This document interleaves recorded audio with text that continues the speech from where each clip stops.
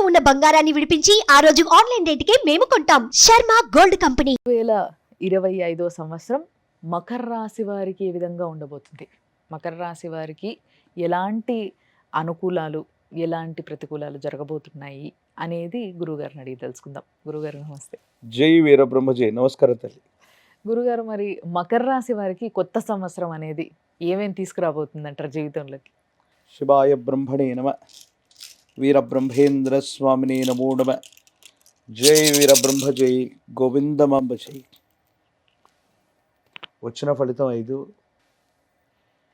కొన్ని సంవత్సరాలుగా, గట్టిగా చెప్పాలంటే 7.5 సంవత్సరాలుగా పడుతున్న ఏలినాటి శని మొత్తం కూడా వదిలిపోయి జీవితంలో అద్భుతమైన ఫలితాలు వచ్చే భాగ్య సంవత్సరం. ఇంతకాలం వృత్తి ఉద్యోగం కోసం, ఐడెంటిటీ కోసం ఎంతో ప్రయత్నం చేస్తున్న ఎన్నో అనుభవాలు, ఎన్నో కష్టాలు, ఎన్నో నష్టాలు, ఎన్నో పరిస్థితులు ఇవన్నీ కూడా సమసిపోయి శని భగవానుడి యొక్క అనుగ్రహం వల్ల పోతూ పోతూ మంచి చేస్తాడు అన్నట్టుగా ఒక ఐడెంటిటీని క్రియేట్ చేస్తాడు.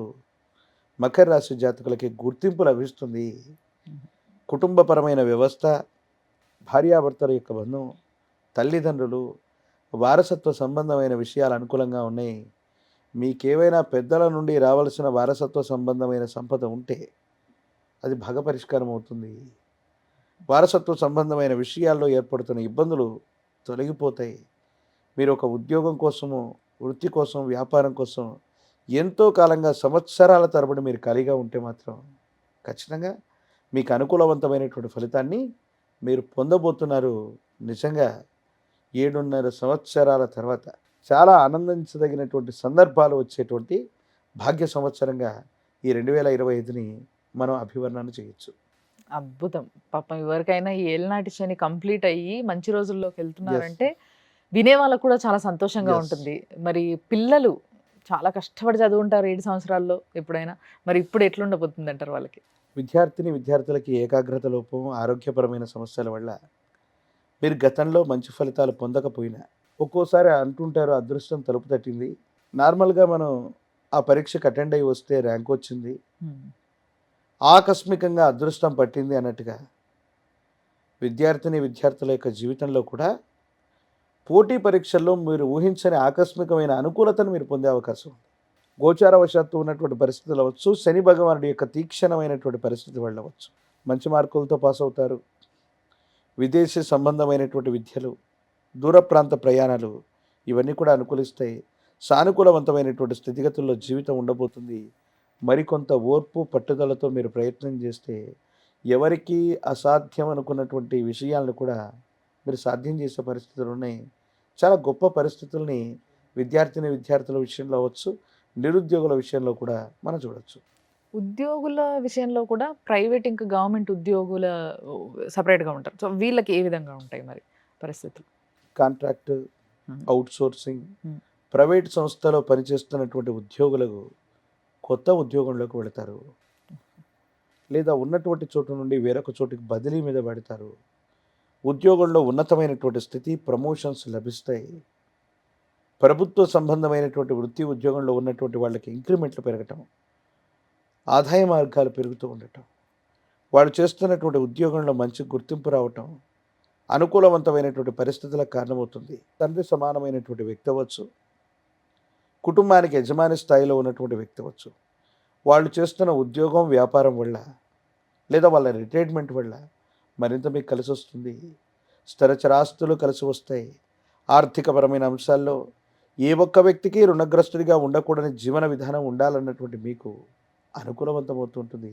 కానీ మీ ఆధ్వర్యంలో నడుస్తున్న వ్యాపారాలు అవ్వచ్చు, మీ ఆధ్వర్యంలో నడుస్తున్నటువంటి సంస్థలను చూసి కొంతమంది వ్యక్తులు అధికారుల రూపంలో మీ మీద చర్యలకు ఉపక్రమించటం, జరిమానాలు విధించటం, నిబంధనలకు విరుద్ధంగా ఉన్నాయని కొన్ని చర్యల్లో మీకు మానసికమైనటువంటి ఒత్తిడికి శ్రీకారం చుట్టడం కొంతమంది దగ్గర వాళ్ళు చేసే అవకాశం ఉంది.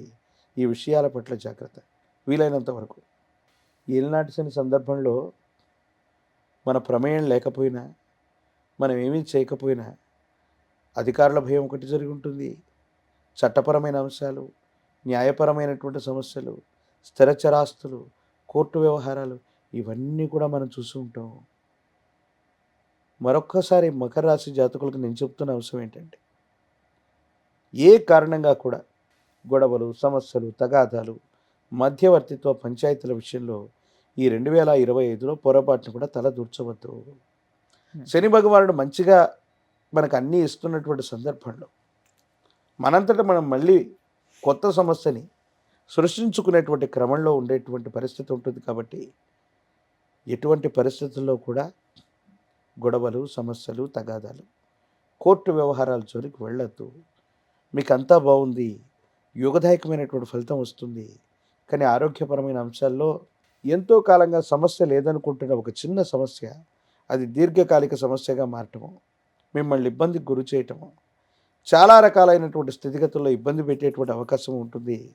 కానీ జీవిత భాగస్వామి యొక్క సహాయ సహకారం వల్ల ఆ ఆరోగ్యపరమైనటువంటి అంశం కూడా సమస్య పోయి అనుకూలవంతంగా ఆనందకరమైనటువంటి జీవన విధానాన్ని తప్పకుండా గడిపే అవకాశం కనపడుతుంది. మరి బిజినెస్ చేస్తున్న వాళ్ళు, బిజినెస్ మ్యాన్స్కి ఏ విధంగా ఉండబోతుంది అంటారు? ఎందుకంటే వీళ్ళకి సంబంధించిన 2 విషయాలు కూడా మీరు ఇందాక చెప్పారు, బట్ వీళ్ళకి ఏ విధంగా ఉంటుంది? వ్యాపారం, ప్రత్యేకించి శని భగవానుడు మన యొక్క జన్మరాశిలో సంచరిస్తున్న కాలంలో కొన్ని వ్యాపారాలు చేయాలి, కొన్ని వ్యాపారాలు చేయకూడదు. మధ్య సంబంధమైనటువంటి వ్యాపారాలు విపరీతమైన నష్టాలు వచ్చి ఉంటాయి. అలాగే లోహానికి సంబంధించినటువంటి పరిశ్రమలు, వ్యాపారాలు, భూ సంబంధమైనటువంటి ఉత్పత్తులు సానుకూలవంతంగా ఉంటాయి. ఏళ్ళనాటి శని సమసిపోతున్నటువంటి సందర్భంలో శని భగవానుడు మీకు కొత్త ఉద్యోగం లేదా కొత్త వ్యాపారం, కొత్త వ్యవస్థకి శ్రీకారం చుట్టాలి అన్నటువంటి ఆలోచనను మీకు ఇచ్చి వెళతాడు. అంటే మీరు ఒక కొత్త వ్యవస్థని సృష్టించబోతున్నారు, మళ్ళీ కొత్త వ్యాపారంలోకి వెళ్ళబోతున్నారు. ఇది అనుకూలవంతమైన ఫలితాలకి తప్పకుండా కారణమవుతుంది. ఉన్నటువంటి వ్యాపారంలో మార్పులు చేర్పులన్నా చేయండి, కొత్త వ్యవస్థకి శ్రీకారమైన చుట్టండి. వ్యాపార సంబంధమైన విషయాలు అత్యంత అనుకూలంగా ఉండబోతాయి అనటంలో ఎటువంటి సందేహం లేదు. ఓకే, మరి మకర రాశిలో ఉన్న రాజకీయ నాయకుల పరిస్థితి ఎలా ఉండబోతుంది? రాజకీయ నాయకులు ఆశావహులయ్యుండి టికెట్లను పొందలేకో, పదవులు పొందలేకో, నిరాశ నిస్పృహల్లో ఉన్నటువంటి మీకు అదృష్టం తలుపు తట్టినట్టుగా భగవంతుడు కాలం మీ పక్కన ఉన్నట్టు మీరు ఎప్పుడో చేసినటువంటి ఒక మంచి ఫలితం, ఒక మంచి కార్యక్రమం ఇప్పుడు మీకు ఫలితాన్ని ఇవ్వబోతుంది.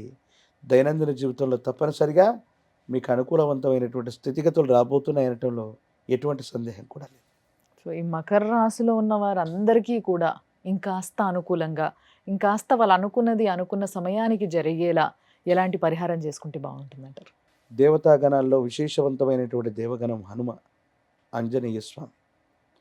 సింధూరాన్ని ధరిస్తున్న 108 అరటిపళ్లతో హనుమంతుల వారిని, ఆంజనేయ స్వామి వారిని కదలి అర్చన చేయించిన, ఆంజనేయ స్వామి వారికి సింధూర వర్ణాన్ని మొత్తాన్ని కూడా అలంకరణ చేసిన, నువ్వుల నూనెను దానంగా ఇస్తూ ఉన్న శని భగవానుడి యొక్క అనుగ్రహంతో పాటు హనుమ యొక్క అనుగ్రహం వల్ల కార్యసిద్ధి కలుగుతుంది.